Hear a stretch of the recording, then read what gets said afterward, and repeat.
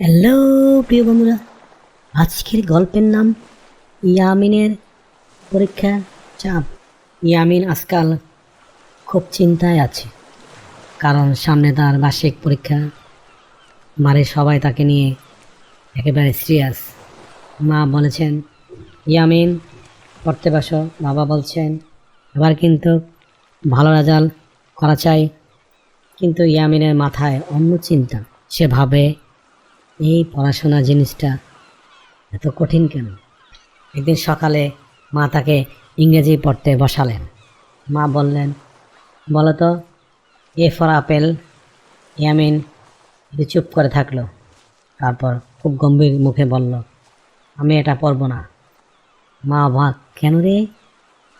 ইয়ামিন তো বিশেষ সাথে বলল, কারণ আমি তো ইতিমধ্যে একটা আপেল খেয়ে ফেলেছি। মা থমকে গেলেন। মানে?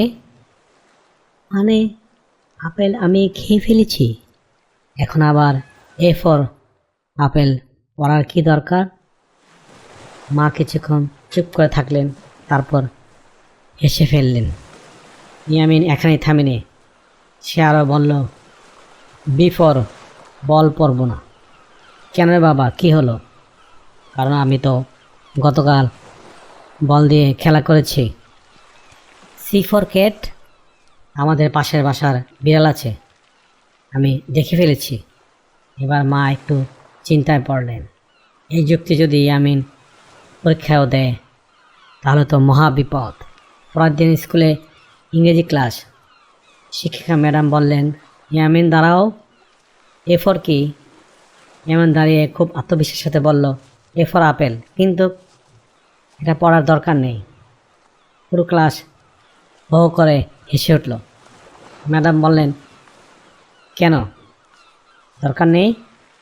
ইয়ামিন গম্ভীর হয়ে বলল, কারণ আমি আপেল খেয়ে ফেলেছি।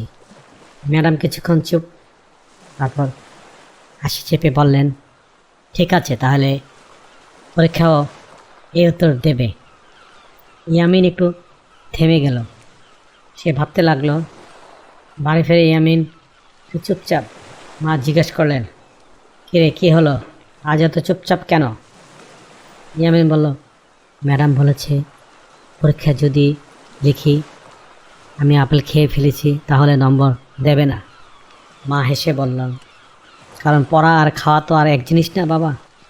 মানে তুমি আপেল খেতে পারো, কিন্তু আপেল শব্দটা জানা দরকার, না হলে তুমি কিভাবে লিখবে? ইয়ামিন আবার একটু একটু বুঝতে শুরু করলো। সেদিন রাতেই আমি নিজে নিজে পড়তে বসলো। সে ভাবল, ঠিক আছে, আপেল খেয়েছি, কিন্তু শব্দটা তো জানতেই হবে। সে লিখতে লাগলো, A for apple, B for ball, C for cat. তারপর নিজেই হেসে বলল, ঠিক আছে, খাওয়া আলাদা আর পড়াশোনা আলাদা। ধীরে ধীরে পরীক্ষার দিন এসে গেল। ইয়ামিন একটু নার্ভাস, কিন্তু সে প্রস্তুত।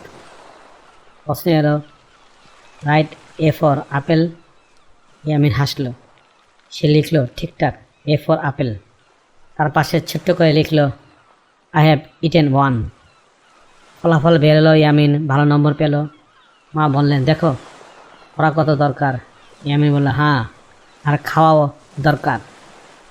আজকে এই মজার গল্পের শিক্ষা হলো, শুধু কিছু দেখে বা খেয়ে ফেলে সেটা শেখা হয় না।